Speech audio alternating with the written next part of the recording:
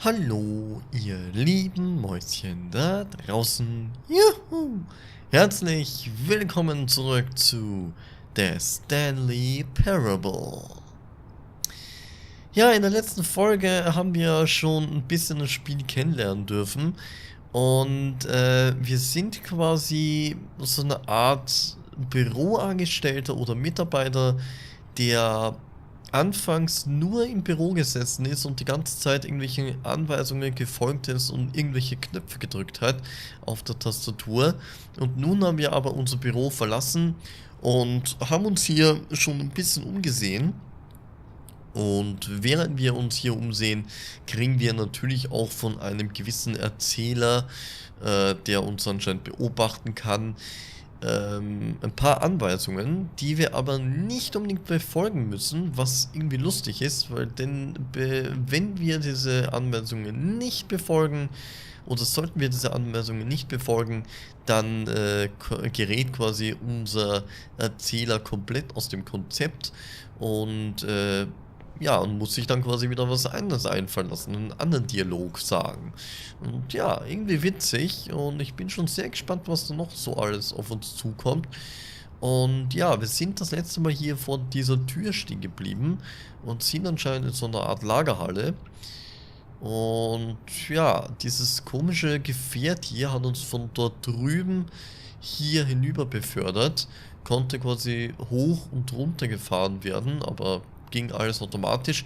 Ich habe mir zwar gedacht vorhin, sollte ich da vielleicht runterspringen auf diesen seltsamen Weg da unten. Und was wäre dann gewesen? Denn da unten ist die Tür offen. Aber ja, ich habe es dann doch nicht gemacht, um hier mal zu gucken, okay, was gibt es hier eigentlich zu entdecken? Und vielleicht können wir dann später wieder zurück. Ich weiß es noch nicht. Mal schauen. Jedenfalls, wir gehen da jetzt mal weiter in diese Tür hinein und gucken mal, was uns der liebe Erzähler jetzt für eine Anweisung gibt. Also, los geht's. Okay. Wir sind hier anscheinend im Raum und das ist so eine Art Lagerraum anscheinend. Können wir da die Garage vielleicht öffnen? Nein, natürlich nicht. Gut. Geht nicht. Gut, dann gehen wir mal weiter. Hä? That's her, Stanley. You need to be the one to do this, to reach out to her. If you can truly place your faith in another, then pick up the phone. Das Telefon abnehmen? Ernsthaft? Kann ich das denn abstecken? As Stanley picked up the phone, a white light engulfed him, filling him not just with radiance, but with hope. Hope for a life reunited one... Wait. Oh, goodness. Stanley, did you just unplug the phone? No, Oh ja, ich hab's gerade How abgestöpselt. did you do that? You actually chose incorrectly? I didn't even know that was possible. Let me double check. No, it's definitely here, clear as day. Stanley picks up the phone. He's taken to his apartment where he finds his wife, and the two pledge themselves to one another. Music comes in, fade to white, roll credits. Not picking up the phone is actually somehow an incorrect course of action. How is that even possible? None of these decisions were supposed to mean anything. I don't understand. How on earth are you making meaningful choices? What did you... Wait a second. Did I just see... No, that's not possible. I can't believe it. How had I not noticed it sooner? You're not Stanley. You're a real person. I can't believe I was so mistaken. This is why you've been able to make correct and incorrect choices. And to think I've been letting you run around in this game for so long. If you'd made any more wrong choices, you might have negated it entirely. It's as though you completely ignored even the most basic safety protocol for real-world decision-making. Or did you not grasp the severity of the situation? Well, I won't have that kind of risk on my watch. I'm going to stop the game for a moment so we can educate you properly on safe decision-making in the real world. Please observe this helpful instructional video. Choice. It's What? the best part of being a real person. But if used incorrectly, can also be the most dangerous. For example, in this scenario, a hypothetical real person named Stephen has a choice. He could spend years helping improve the quality of life for citizens of impoverished third world nations. Or he could systematically set fire to every orphan living in a 30-kilometer radius of his house. Which choice would you make? Remember that unlike here, the real world makes sense, and at no time should you make a choice that does not conform to rational logic. If you find yourself speaking with a person who does not make sense, in all likelihood, that person is not real. Allow the person to finish their thought, then provide an excuse why you cannot continue talking. Turn to a partner and practice saying, "My goodness, is it 4:30? I'm supposed to be having a back, sack, and crack."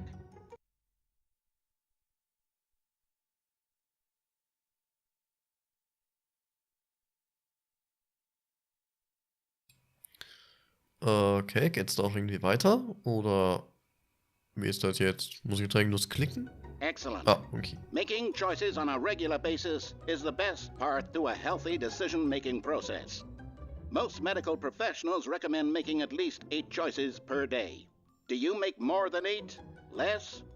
And finally, if you begin to wonder if your choices are actually meaningful and whether you'll ever make a significant contribution to the world, just remember that in the vast infiniteness of space, your thoughts and problems are materially insignificant, and the feeling should subside.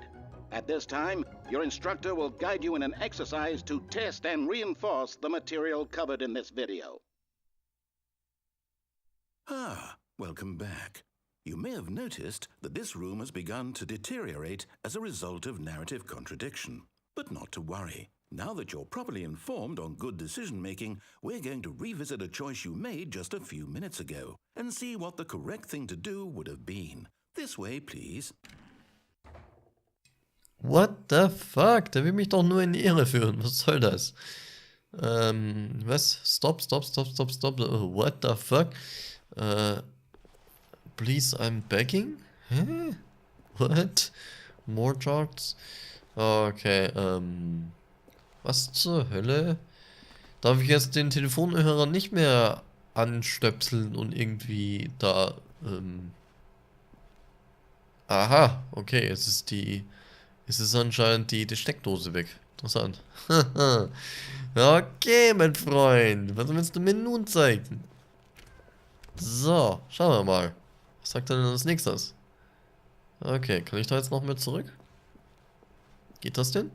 Kann ich die... Scheiße, okay. Geht nicht. Gemeinheit. Okay, kann ich da jetzt vielleicht rein? In die Tür? Nein, natürlich nicht. Gut.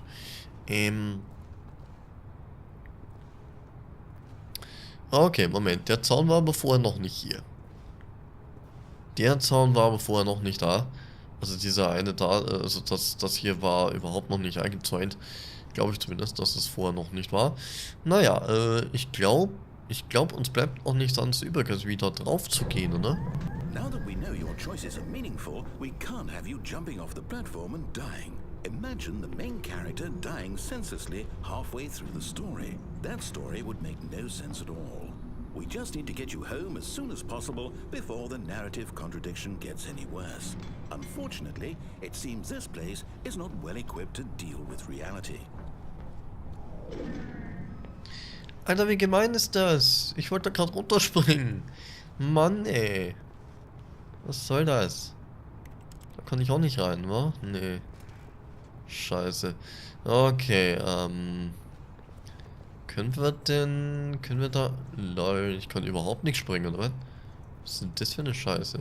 Okay, dann können wir da irgendwas machen? Nein? Stiftchen nehmen? Nein. Können wir da irgendwas anmalen? Nö, natürlich nicht. Schade. Dann gehe ich mal wieder zurück. Da vielleicht irgendwie rein? Nö. Da geht's auch nicht. Alter, was ruckelt denn das Spiel jetzt so? Ja nicht. So. Okay. Da ist auch nichts. Da kann ich auch nicht rein. Merkwürdig. Da willst doch nur, dass ich hier wieder... You'll take the door on the left, back to the correct ending, the story will have resolution once again, and you'll be home free in the real world. Die Tür zu meiner Linken? Was ist denn da links eine Tür, Mensch? Da sehe ich keine. Kann ich da auch wieder zurück? Nein. Würde mir wahrscheinlich sowieso nichts bringen. Okay. Kann ich im Moment sowieso nichts machen. Kann ich da irgendwie was? Nee, da kann ich auch nichts nehmen. Die Zettel vielleicht? Nein. Natürlich nicht. Okay, was ist das hier? Ein Buch oder ein Notizblock? Ich weiß nicht. Na gut.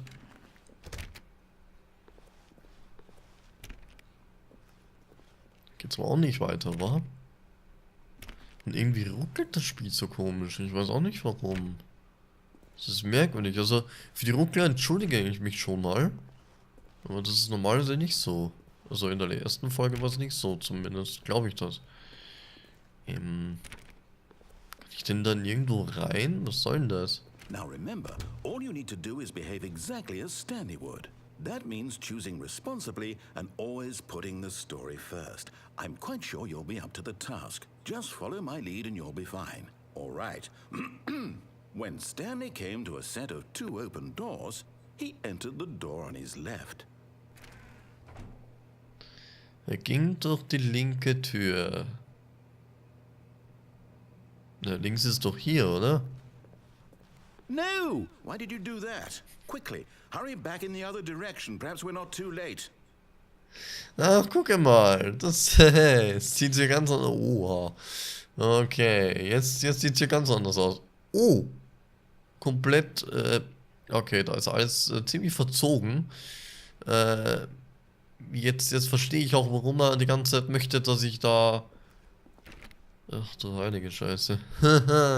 Okay, da geht es jetzt sowieso nicht weiter, oder? Kann ich da rein? Nein, natürlich nicht. Okay, dann gehen wir wieder zurück.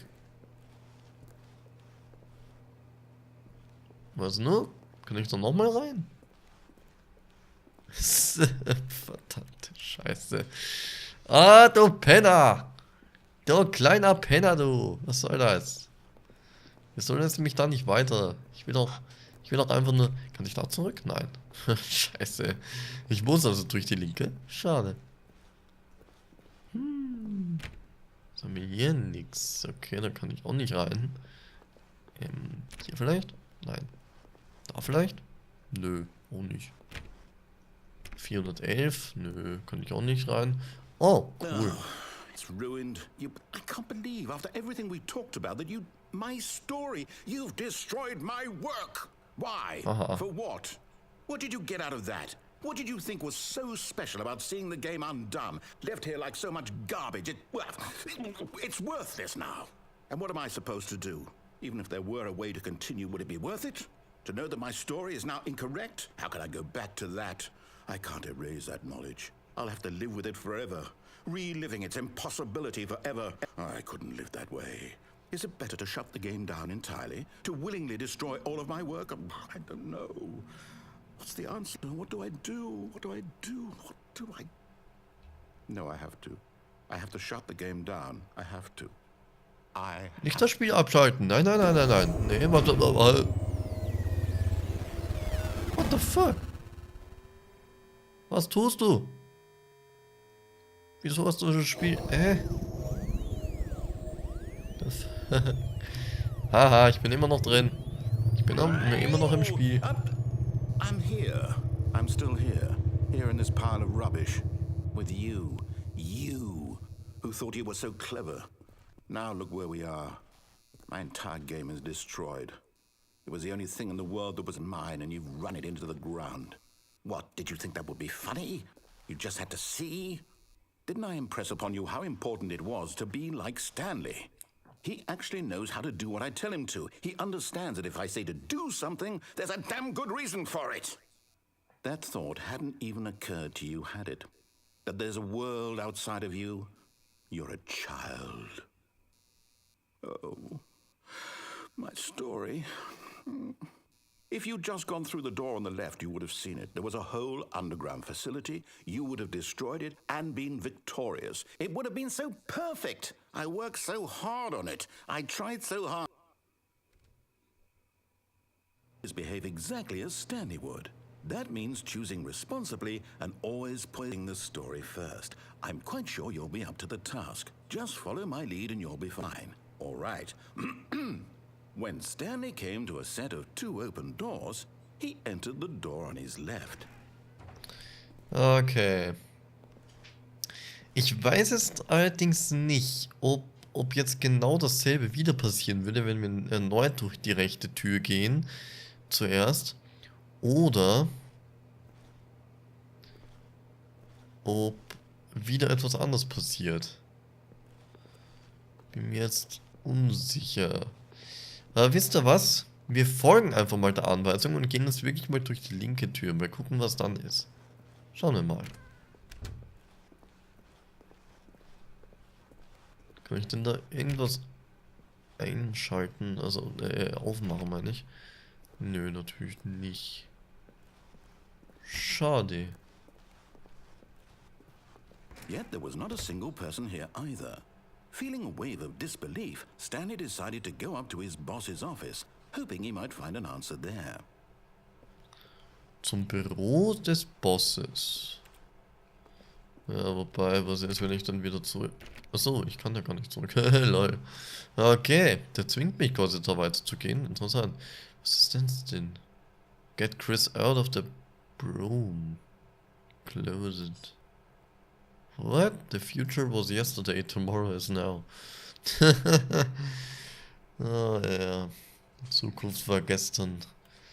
Morgen ist jetzt. Nice. Okay. Number of slides on this slide. Slides, charts, charts und slides. Was? Was wird hier gelehrt? Was für ein Unterricht ist das? Matheunterricht oder Geografie oder was ist das? Oder Physik? Stop, stop, stop. What the fuck? Okay, ich gehe mal weiter. Ich gehe mal. Broom Closet. Ist das der Boss Room? Ich glaube nicht, oder? Treppe runter, Treppe rauf. Ne, okay, da gehen wir nicht, da können wir nicht rein. Coming to a staircase, Stanley walked upstairs to his boss's office. Kann ich denn da irgendwie runterspringen? Nee, schade. Okay.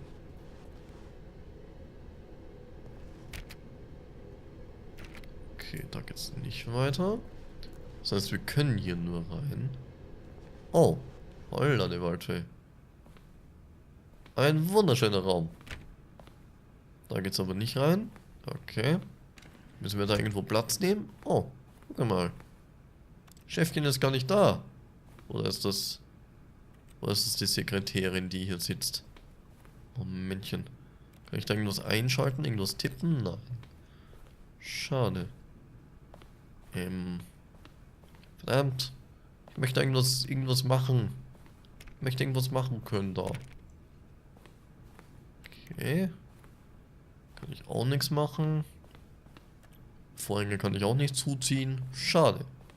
Das heißt, ich muss hier quasi irgendwie weiter, oder? Muss anscheinend weiter in den einen Raum. Bringt nix. Na dann. Rein da.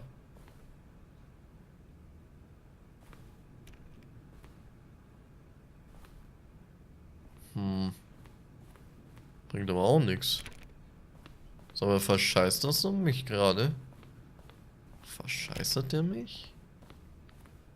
Ich war doch gerade drin im Raum, oder muss ich weiter rein?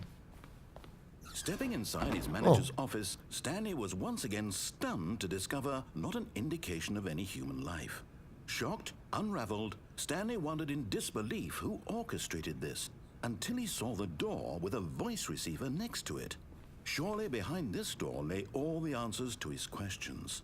And beyond all probability, he knew the passcode.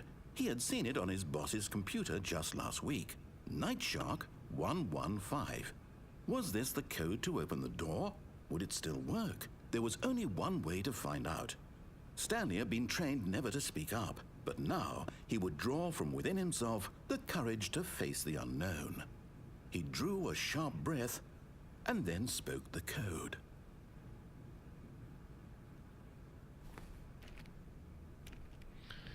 Okay, ich kann aber die Tür nicht öffnen, ne?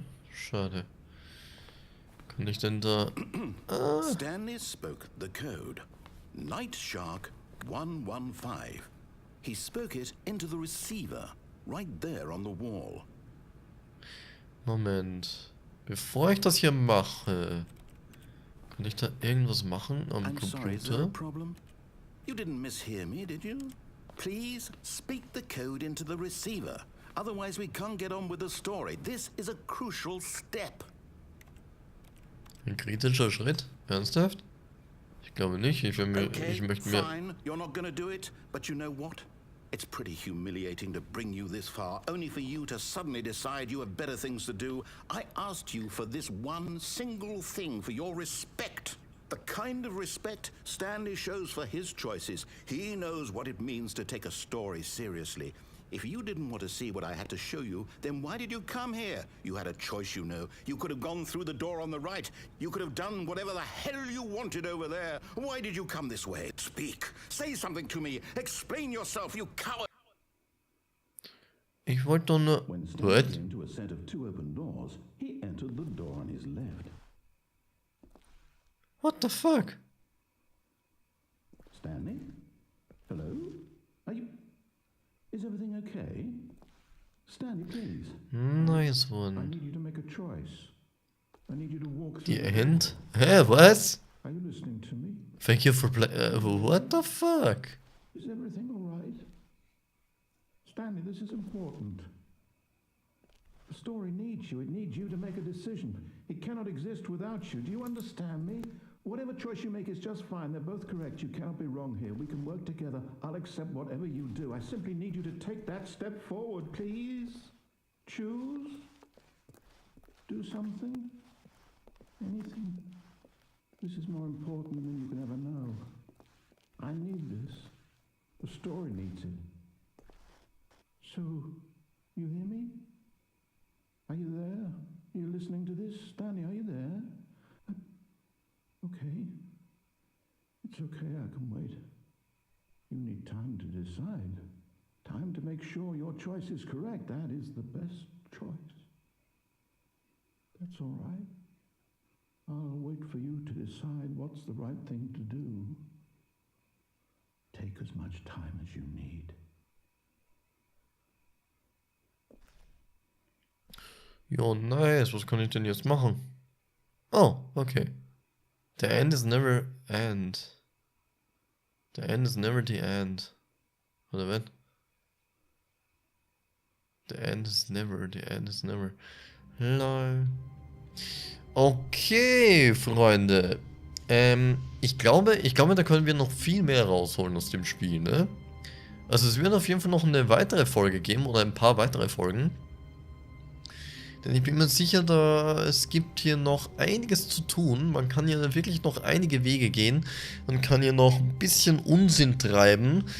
Das war, glaube ich, ein Ende, weil ich habe mir irgendwie sagen lassen, was ich auch letztes Mal schon vergessen habe zu erwähnen.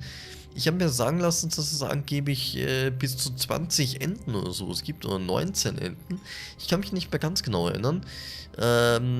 Jedenfalls, ja, ich weiß nicht, ob wir alle Enden schaffen werden, aber das ist schon mal nice. Also ein Ende haben wir auf jeden Fall schon mal von 19 oder 20. Ich habe keine Ahnung, wie viel es sind. Das heißt, es sind dann nur mehr 18 oder 19 Enden verfügbar, die wir noch machen können. Aber ob wir dann die restlichen Enden wirklich alle schaffen, ist halt wirklich fraglich. Also Freunde, vielen Dank fürs Zusehen und wir sehen uns auf jeden Fall in der nächsten Folge wieder. Tschüss.